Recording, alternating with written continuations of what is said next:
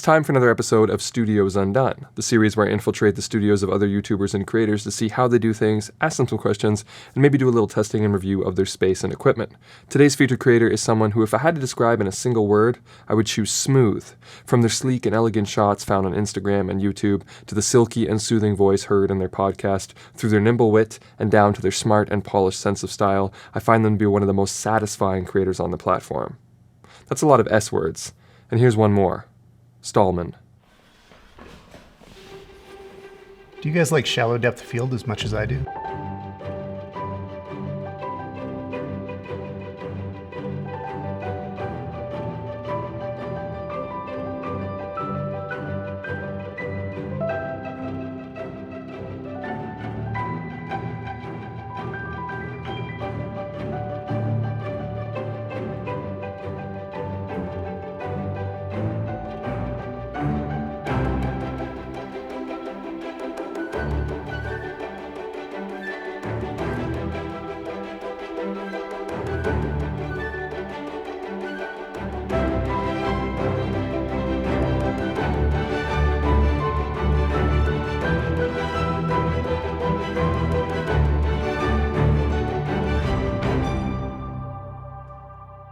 Let's get undone. Gerald Undone. He's crazy. What's happening, everybody? I'm Gerald Undone, and I am inevitable. All right, let's give Tyler a call. Today I'm going to talk about my new LUT presets that give your beard the perfect shade of red. Hello? Hey, how's it going? I was thinking I'd come by to shoot that tour today. Oh, hey, are you in Calgary? Nope, but I'm on my way. Give me about 15 minutes.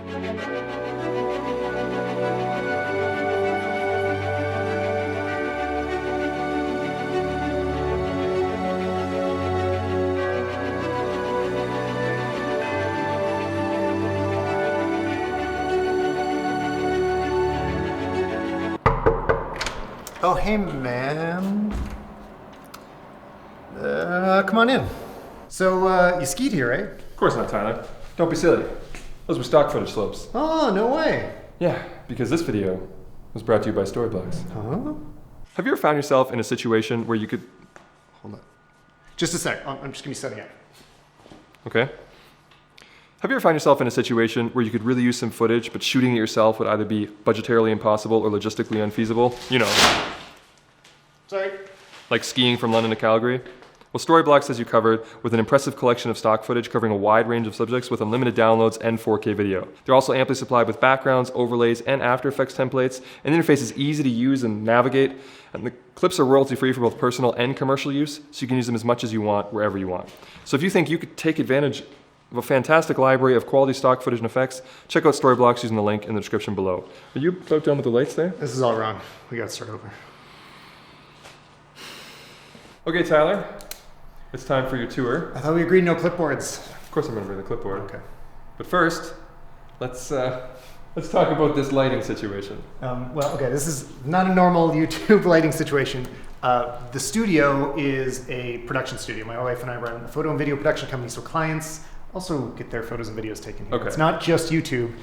And the curse means we need to set up from scratch every time. We have these big, beautiful windows, but for YouTube, I close them so we can control it. So I'm going to make you suffer through my YouTube setup that I do to record every single video. Every time you do this? Yeah. Okay, let's do it.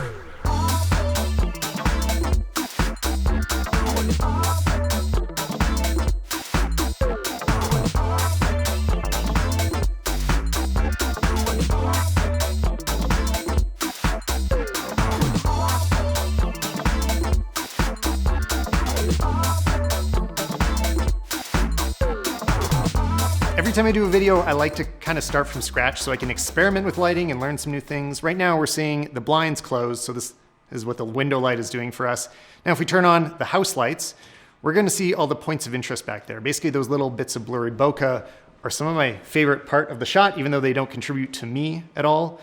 And then over here, I've got another practical light that is, again, it's not doing that much for me. It is adding some rim, but most of all, it's just to be there and be seen and blurry. And then over here, I've got another fill light. Now this is just bouncing up against the wall and the ceiling to bring the level of the whole room up. It's just meant to be soft and diffuse. Then over here, I've got an Aperture 120D that is going through a softbox. It's creating a bit of a rim light, a bit of a hair light here. And in front of me, I've got the key light, which is a 300D Mark II, also from Aperture, going through a light dome. And that's our key. Again, it's different every time, but I don't know, this is not too bad. This is kind of standard. And when Gerald's here, purple is completely necessary and definitely makes the shot better. This is the new standard. Okay, so good explanation of your lighting, but what are we shooting on? This is the C200, which I had wanted kind of a real cinema camera for a long time, because we do like commercial work too. We like to shoot commercials for clients. This is a real camera, and I didn't have one forever. I was shooting mirrorless and DSLRs and stuff, so even for this A-roll stuff, usually I'm shooting RAW, which is a little bit more work, but I think it's worth it. I'm going to take points off for suggesting that other cameras are not real cameras, because I like to think that's a real camera. Did I use that language? You did. Oops. But I'll give you points. Do you shoot RAW for your like regular A-roll stuff for your YouTube video too? Yeah, basically as often as I can, it's RAW. When we travel, which a lot of our work puts us on the road often, that's 8-bit on. Sure. Lately it's been the Canon R, but I always miss it because 8-bit is hard to grade sometimes. So a little bit of points for the, but I'll give you extra points for saying. So neutralizes them at 0 still. No, we'll give you a little bit extra because I respect that you shoot RAW because it does take extra work. Everyone always talks about their favorite picture profiles and stuff like that where it's just good out of camera. Yeah. And that's convenient for quick turnaround. But if you want to learn more, if you want to get better, if you want to really like create sort of a look, I think that doing it in post. Most of all, I just wanted to move away from a lot of picture profile options. I like that it's like you shoot the correct way. Absolutely. And then you know it's going to look good as long as you create it. Versus, especially with Sony, because there's so many. Yeah. And it's like, oh, I shoot Sony, but I put my knee at +2 and my black lever. It's like, just, I've been there. Just don't do that, you know? The new Sony looks great, though. The new big one, the Cine FX9. FX9. Is that a real camera? That is a very real camera. Okay. And then for audio, what have we got set up here? Well, as you may have noticed, the audio in here is real bad. Yep, the echo of your pen goes on for minutes. Cement floors, cement ceilings, everything just bounces around, and it's not big enough for me to have much sound treatment that stays permanent. Okay. And also the walls need to stay clean because sometimes we shoot against them. So instead, I have things like these sound blankets over here and these baffles that get moved around. And even after that, there's too much reverb in here, so I do have to take some out in post. Run some filters over it. Have you ever thought, I know you just mentioned it, but like what about treating the ceiling or maybe some of the flat surfaces? The ceiling is the one that I really should do. Yeah, I think it'll make a big difference. Like a carpet that I always roll out would also be a good idea that just stays in the corner. Like I said, right now it's mostly just stuff in front of me, but I need some, you should dock me points for this because it's my struggle all the time. Well, because you were saying that everything you bring in and out all the time. Yeah. So some sound treatment, like why have to bring out sound treatment every time too? When you, I mean, the blankets are great, but you could, I do see some surfaces that I think you could put some nice panels on. Well, you should help me with that while you're here because you have a great video about this. So, I do, yeah. I see a lot of surfaces you can put panels. I don't want to monkey up your feng shui or whatever, you know what I mean? And then the mic using a DD S Mic 2, which I really love, and the S Mic 2S I also really, that's been like travel mic, the short one. Yeah. I've been using it for the podcast on the road, and it's on a boom, it's on a stand. That's it. There you go. It's going direct into the camera right now. How do you like recording audio? Is the C200 good for like its preamps and preamps are happy with it? Like I never notice them, which is kind of what you want out of a nice and then this is one of the only things that's quick about your setup. That's why you don't roll out a whole audio cart too. Just plug it in. And if you've got wireless, then you can, it's easy to clamp a lot of stuff onto the camera, so I can have multiple mics. I can have shotgun and wireless running at the same time. There's 2 XLRs. There's a lot of options for audio. You've also got quite a few monitoring things. You've got the actual monitor, you got a small HD, you got the big TV. Yes, so this is a BenQ monitor, and it's got great color in it too. Like it's incredibly sharp, which helps a lot for previewing, so I notice what's wrong with my face as I record myself. But the color's also not terrible. Yeah, right. Everything about it's like pretty good, and that's helped a lot in A-roll, just especially when I'm on my own. For sure. Nobody else is around to tell me that. Don't you hate it? Because then you pull a shot up in post, and you're like, "What was?"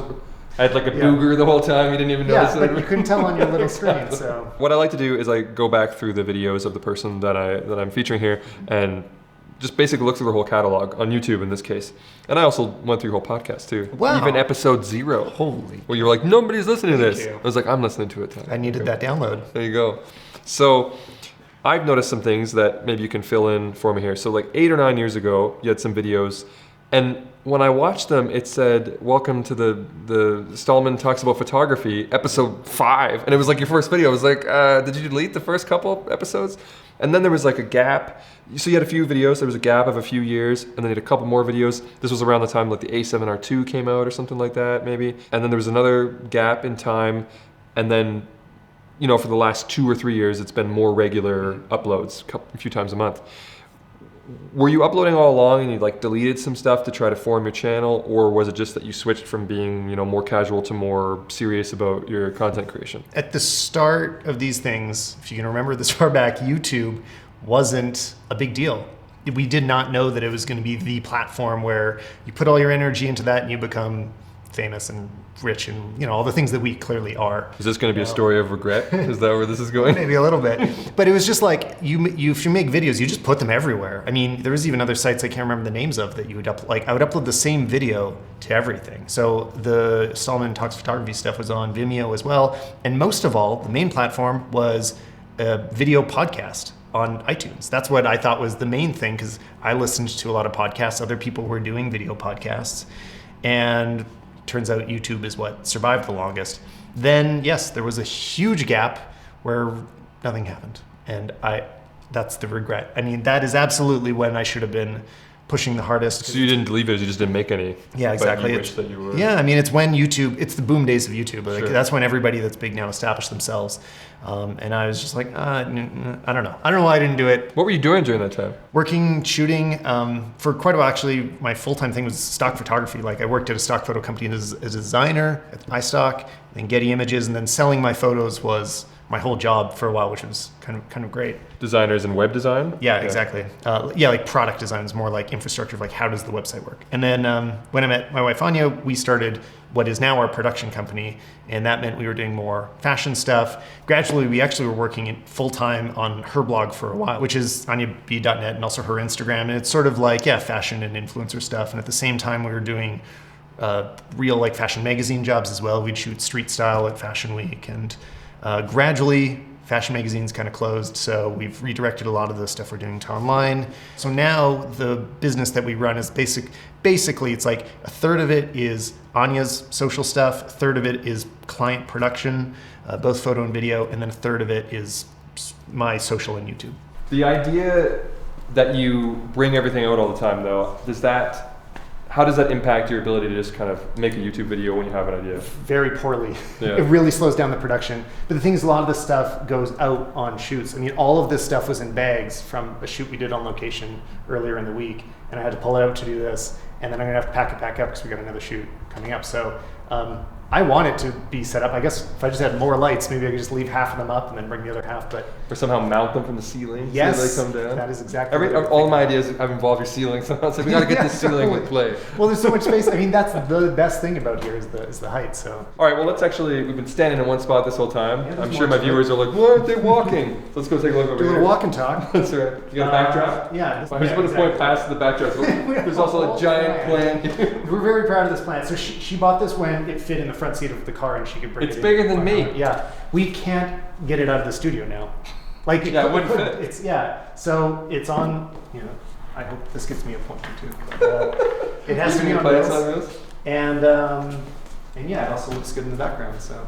But it gets really, really hot in here because of all the windows. Like all that sunlight makes things gross. So you think you deserve some points for impressive growth? Well, I wasn't gonna say it. You have a lot of colors here, Stalman, but none of them are purple. This is. That's like a lavender, lilac, or whatever it's called. It's because we used it all up because we go through purple so fast. Smooth answer. Okay. All right. That's a good answer. He's quick on his feet. I'm not teasing it anyway, but based on those old videos, yes. right? I do have a question. I've noticed that your production quality has increased significantly from those 8 or 9 year old ones. That's not teasing me. That's right. That's a nice thing. Yeah, I mean, it should, right? But I just want to be like, so tell me why your old videos look bad. No, that's not what I'm saying. You know, my old videos look bad. But what would you say, maybe as some advice, were the biggest things, or the things that had the biggest impact on making, even just like your A-roll, like just when you're standing like, hey, I'm gonna talk about a YouTube video. Is that how people start their YouTube videos?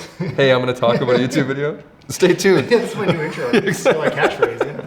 What would you say were some of the things that either you learned or you implemented that made the biggest impact on just making your talking headshot even look a lot better? Yeah, I mean, cameras do help. They came an extremely long way, and it's the only reason that we were able to shoot cinematic stuff in the first place is because 5D Mark II, like cameras have come a long way. So the gear has helped. We've got affordable, powerful lighting now. So, aperture has totally changed the game for me, especially as the lights get bigger. Like a lot of people seem to be happy with a 120D because, you can do a talking headshot. But for me, the 300's not enough anymore. Like cheap, big lights, cheap, colorful lights has done a lot for everyone's opportunities. Would you say that your lighting technique is the most impactful change then? Totally, yeah. I mean, setting up a camera to do the right thing is relatively easy. A lot of people that even if you're not happy with your shots, you probably already know how to do the most important things with your camera. That doesn't take as long to learn as refining lighting.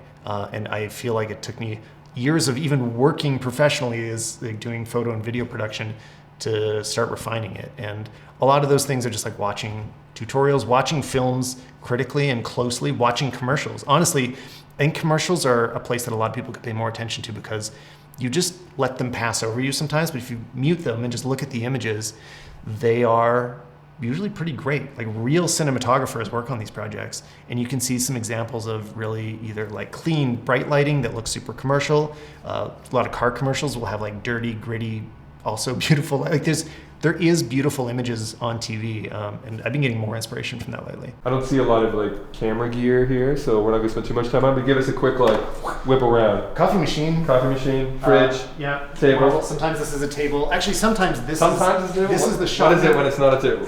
Sometimes it's the table that we use when we're making videos. Okay. So it'll sit here, and then this bike, which this is noteworthy. If we could talk about this bike for 1 second, it is how my wife and I met. I made a short film, my only narrative short I made was about my bike getting stolen, a guy's bike getting stolen, and then he goes and gets it back. When we met, we were in LA, and I had just gotten this bike, and it got stolen, and she found it outside of a bar and stole it back, and then... Did she know that you were looking for it? Yeah. She was with me when it got stolen, so she knew the bike. That's an amazing she story. Absolutely knew it. But there was all these crazy serendipitous things, so now it's like our trophy on the wall, and also makes a nice backdrop. So you married a criminal who re-stole your bike? Yes, exactly. That's why. That was just the story. That's cool. Do these Edison bulbs turn on? Yeah, they work. They're just not very bright. I mean, they've been in the backdrop, but they're so warm that they're almost hard to balance with anything. I wanted you to turn them on so I could take points off for cliche Edison bulbs. Okay. You might notice there are gels. Oh, you got gels on your pot lights. Taped all the pot lights because they weren't quite the right color temperature, so they are just cooled down a little bit. You said that one of your dreams is to do huge commercials, right? I would love to. And I think it's funny because your YouTube channel, does well, and you're known on YouTube. And I know a lot of people that have used YouTube success, if you want to call that, as a way to step away from commercial and client work, where now they're like, oh, I don't have to do as much, or I can be more choosy. And I'm the same way. I'm, happy that my YouTube is doing well enough that I don't have to do client work. But you're the opposite. You're like, oh, I can't wait to do more. Yeah. Why? Why do you want to do client work? Every YouTuber I've talked to has said that. Yeah. They all want to move away from it for sure. So what's wrong? What's wrong with you? Why are you the way you are? To me, commercial and client work is an excuse to do big, complicated projects, and somebody else is going to pay for it. So for me, what's exciting is really, carefully sculpting and crafting lighting and composition and just like putting an image together. But I don't necessarily want to have to go scout models myself and either hire them or like ask them to do it as a favor and then book a location and pay for the ability to shoot there and hire assistants to move the lights that you need to make it look cool. Like when you work for a client, they're paying you to be there and bringing in all these resources to make a really amazing image. You got a tickle trunk and a disco ball? I love this trunk. I think it's really beautiful. The disco ball just doesn't have a home, so it just got put there before you got here. Do you get the reference, tickle trunk? Do you think my audience knows what a tickle trunk is? Is this a Canadian reference? Yeah, I'm pretty sure it's Mr. Dress Up. He's Canadian, right? Yeah. I'll get my duck costume on. It's right here in the trunk. A nice quacky costume. Wait, I like this. Why do you have a projector? Because we have big walls and we can, use a white roll of paper that's 12 feet long or whatever and blast a 4K image of whatever you want up there. What I like it for the most is actually viewing stuff we record. Like even just looking at my YouTube videos and just seeing them big. Like what does this look like big? So it's a Vandy projector? Yes. So I just put up my photo and sit in front of it and applaud slowly. Okay.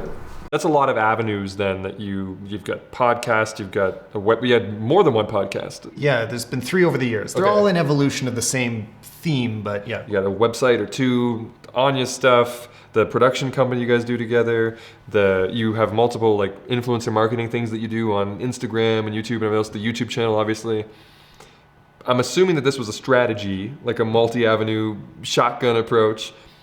Now that you've done it, would you recommend it, saying like this is the way to go, or would you say I should have just went hard on YouTube all the time? You know, what's your advice to the kids out there? I mean, there's valid reasons to go both ways. First, you can hunker down. You can really focus on one thing. So, for example, people that have just been working on their cinematography for the last 10 years are better than me because they have a lot more practice. But just from a business perspective, which is important to me, like I want to be able to make enough money to like have the kind of lifestyle that I want. And it is very risky to just do one thing, especially if it depends on, say, a social network or something. Like if your whole business, I mean, YouTube's a good example. If all of your income is coming from YouTube, there's nothing guaranteed there. The whole model can change at any time. And if you have no other paths to go down, you could find yourself in a difficult situation. There's an upstairs too. Okay. Not quite as interesting, but I want to see it. Not really. So upstairs is really more of the office. This is where computers are and where we work. So over here, this is the accounting desk. This is the extra desk. Sometimes Anya works here, but she prefers to work at home. And then this is the podcasting desk. A lot of our like editing and stuff, our main work actually happens on laptops, and I don't get to sit at my desk as often as I'd like. So this iMac is almost entirely used for podcast recording. So if I heard you correctly, then you have 3 desks for no reason.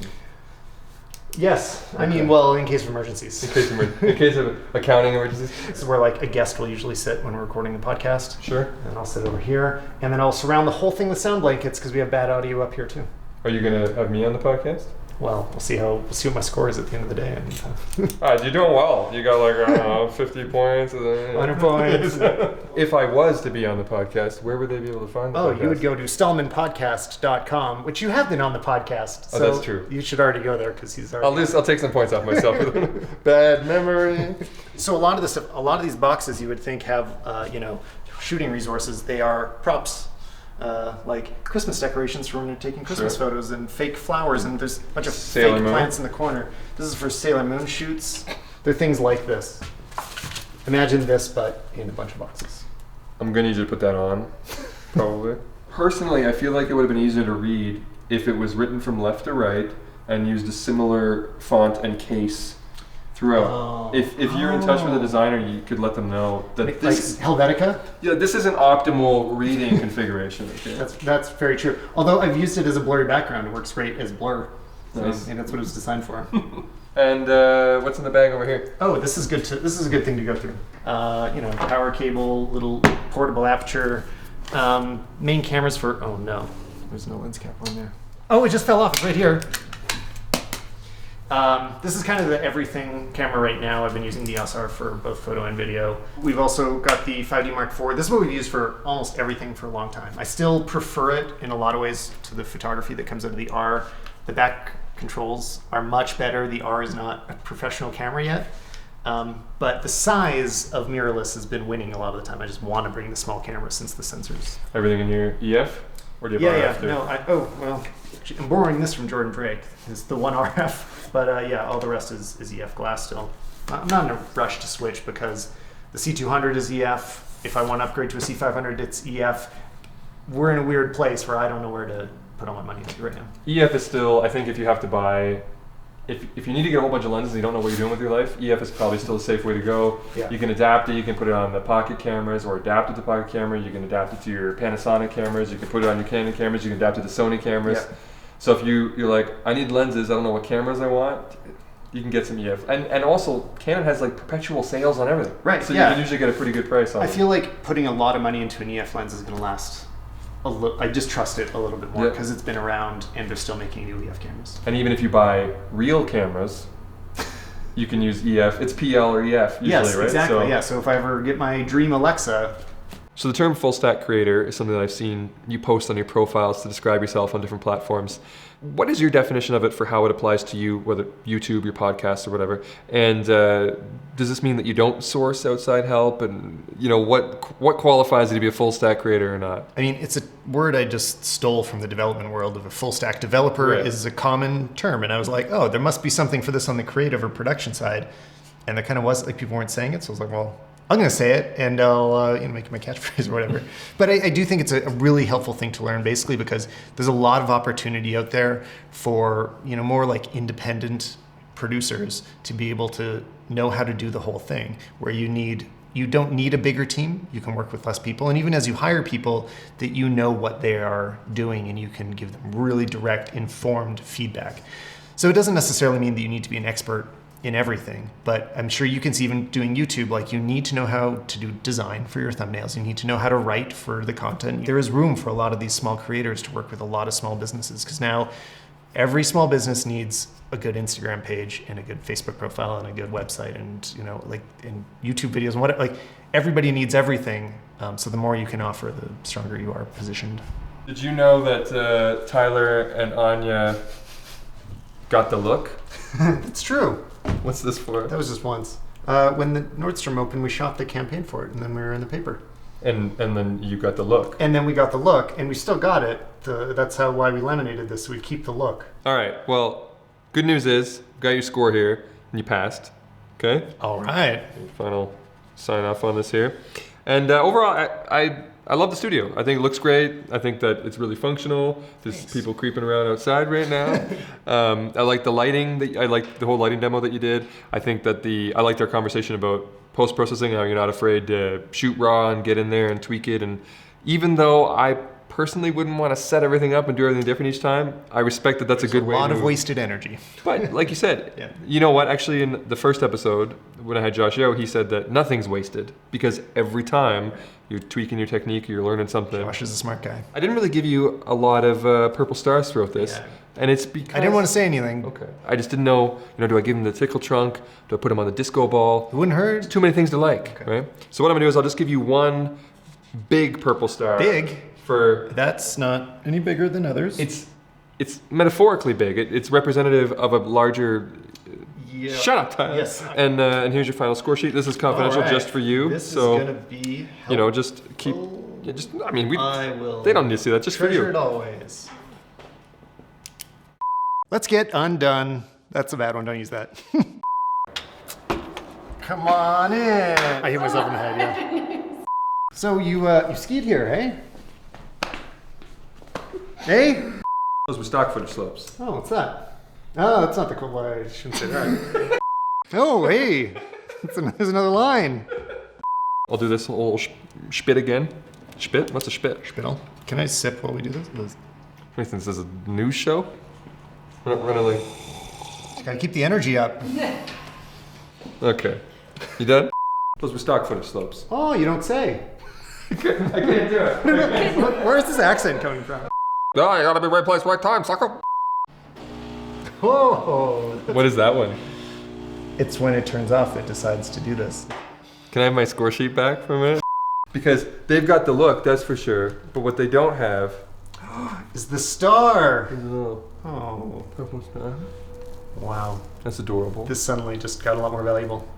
But that's going to be it for me. I hope you found this video helpful, or at least entertaining. And if you did, make sure you leave it the old thumbs up and consider subscribing if you haven't already. But if you did not find this video helpful or entertaining, then Go make your own video. all right. We're done.